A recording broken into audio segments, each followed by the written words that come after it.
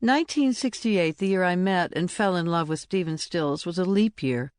In the Chinese calendar, it was the year of the monkey, a year destined to explode with creativity, social upheaval, and tragedy. The U.S. involvement in Vietnam had escalated into all-out warfare and was tearing the country apart. Martin Luther King Jr., in whom we invested so much hope, had been murdered in Memphis on April 4th.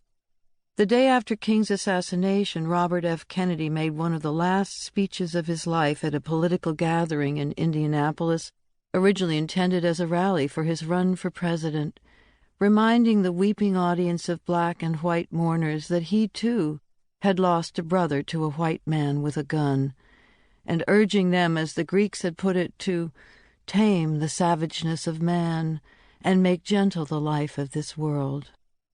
Many young people were marching against the war, and music captured our conflicting feelings of disenchantment and romantic idealism, from the traditional folk songs of the Weavers, "Wasn't That a Time?"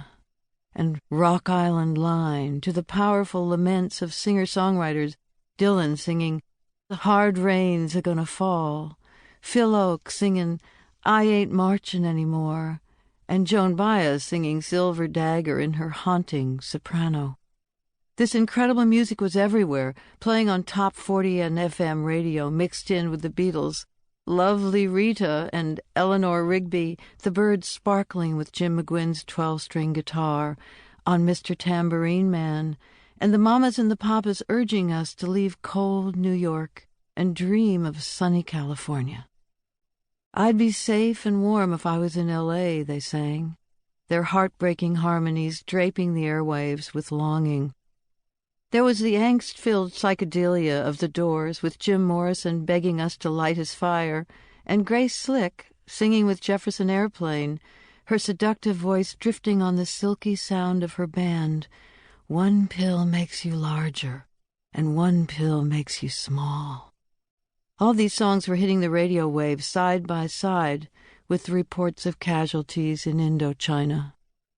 The intermix of news flashes and this wistful and sometimes furious music made the atmosphere of the time seem almost otherworldly. "It's all over now, baby blue," cascaded across the country as Dylan put his lyrics to our tears and our rage. It was a time of undeniable destructiveness as the war raged and the young trashed their bodies and their lives with the drugs many of us thought were so cool. I remember singing in the dusk of summer, the audience primed with wine, organic cheese, and fruit for a long night of music. I put fresh flowers in my hair and through the lace of my Mexican wedding dress. I'd bought a full-length leather vest that had roses painted on it, and leather bottoms were stitched to my Levi's. I wore my hair straight and threw my head back.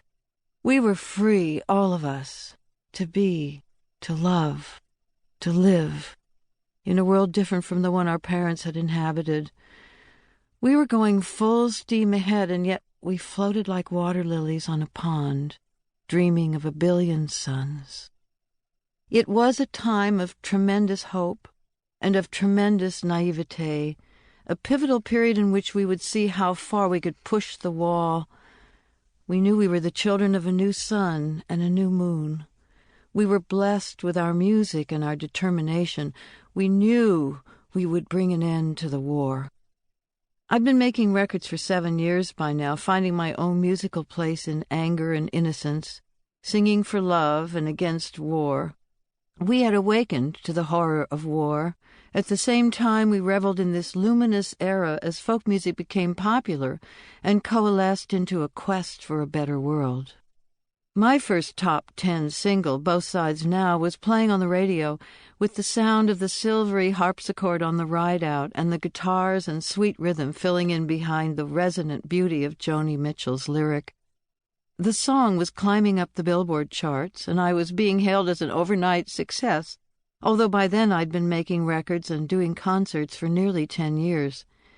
My creative side was blooming like the purple and pink crocuses poking through the last snows in the parks in New York City, where I had lived for 5 years. And now, for the first time, I had begun to write my own songs.